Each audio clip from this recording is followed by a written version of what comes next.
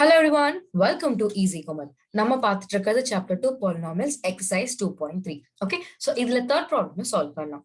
Obtain all the zeros of 3x power 4 plus 6x cube minus 2x square minus 10x minus 5.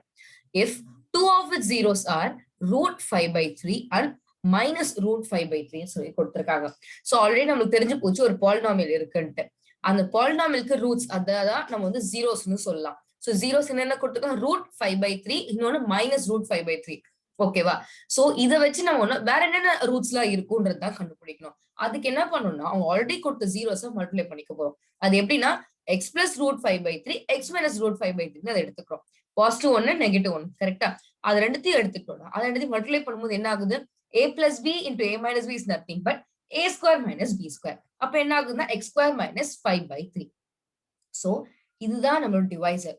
Polynomial தான் நம்மளோட டிவிடெண்டா வச்சு நம்ம வந்து divide பண்ண போறோம். ஓகேவா? ஃபர்ஸ்ட் என்ன பண்ண போறோம்? X square.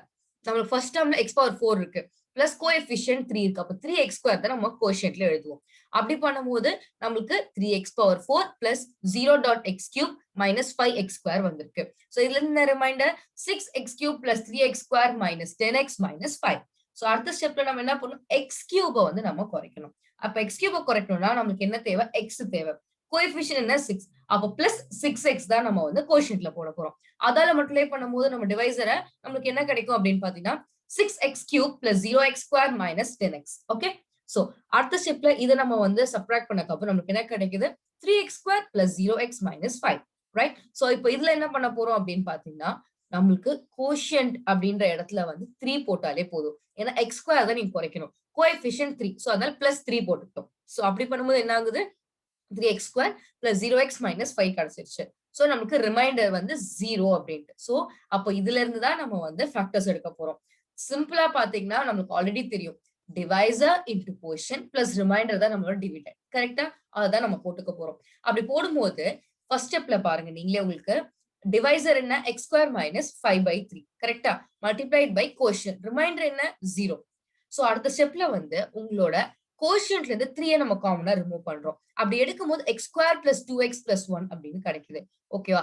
ஃப்ரண்ட்ல இருக்கிறதுல இருந்தா நம்ம ஆல்ரெடி தெரியும் ரூட் ஓவர் பிளஸ் அது 5 by 3 இருக்கு. இன்னொன்னு மைனஸ் ரூட் 5 by 3 அப்படின்னு சொல்லிட்டு ரெண்டு ரூட்ஸ் ஆல்ரெடி கிடைச்சிருச்சு. அந்த x ஸ்கொயர் மைனஸ் 5 by 3ல இருந்து ஆல்ரெடி ரெண்டு ரூட் எடுத்துட்டோம்.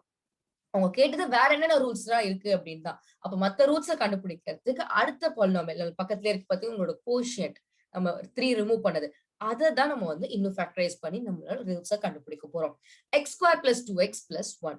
சோ அதை தான் நம்ம வந்து ஃபேக்டரைஸ் பண்ணும்போது என்ன தெரியுதுன்னு பாத்தீங்கன்னா X plus 1 the whole square இது அப்படின்னு சொல்லிட்டு.